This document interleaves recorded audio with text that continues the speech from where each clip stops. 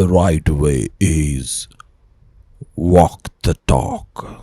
కానీ మేము talk the walk.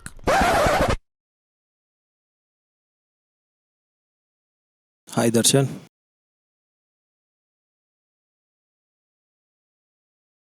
ఎంతసేపు అయింది వచ్చి? చాలాసేపే అయింది. అరే ఇది చెప్పు, ఈ షర్ట్ ఎట్లుందిరా? గర్ల్ ఫ్రెండ్కి ఈ కలర్ ఇష్టమని కొన్ని వేసుకున్నా, ఎందుకంటే కలవడానికి వెళ్తున్నా. ఇప్పుడు చాలా ఎక్సైటింగ్ ఉంది, ఇక్కడి నుంచి అక్కడికే స్ట్రైట్. సరే ఎట్లుంది చెప్పు. బాగానే ఉంది. చూడకుండా చెప్తావేంట్రా? చూసినా కూడా అంతే కదా. మూడు బాగాలేదా? ఏమైంది?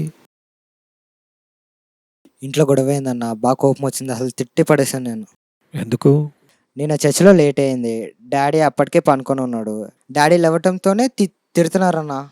అసలు తప్పు లేకుండా తిడితే ఎవరు పడతారు చెప్పు. ఇక నాకు కోపం వచ్చింది, అరిచేసే డాడీ పైన. ఇక డాడీ అరవటం, నేను అరవటం, ఇదే చాలా ఫ్రీక్వెంట్గా అవుతుంది. ఎన్నిసార్లు చెప్పాలన్న? అసలు పేరెంట్స్ అర్థం చేసుకోరేంటి? చర్చి నుంచే కదా వచ్చింది, బయట షికాలు తిరిగేసి వచ్చానా? షికాలు తిరిగితే కదా అప్పుడు తిట్టాల్సింది. ఇక ఎవ్రీ టైం ఇలా తిట్టినప్పుడల్లా బయటకు వచ్చి కూర్చుంటున్నాయి అప్సెట్ అయ్యి. దర్శన్, దేవుని నీతి, గాడ్స్ రైచియస్నెస్ ఎంత ఇంపార్టెంట్ అనుకుంటున్నావు? చాలా ఇంపార్టెంట్ అన్న. కరెక్ట్.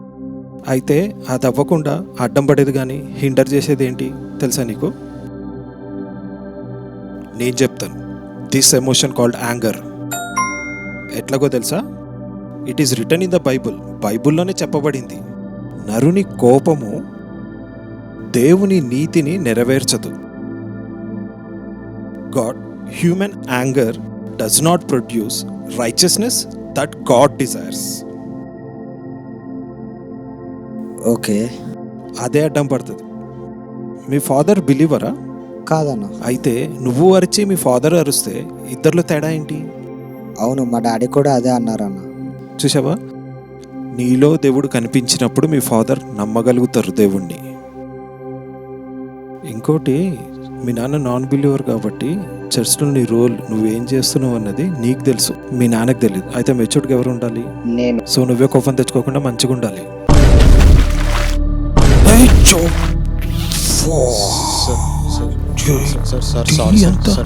అనుకోకుండా జరిగింది సార్. సార్ కాల్ జారి పడ్డాను సార్. పడ్డా సార్. నేను సార్ సారీ సార్, ఏమనుకోకండి సార్. సార్ సార్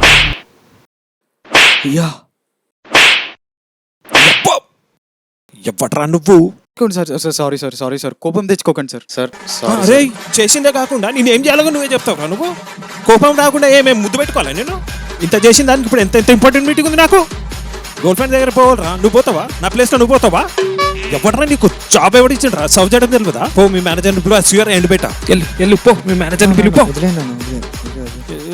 సార్ మొత్తం పాటు చేశాడు. ఎట్లా పోవాలి ఇప్పుడు గర్ల్ ఫ్రెండ్ దగ్గరికి? నీ మీద పడినట్టుంది.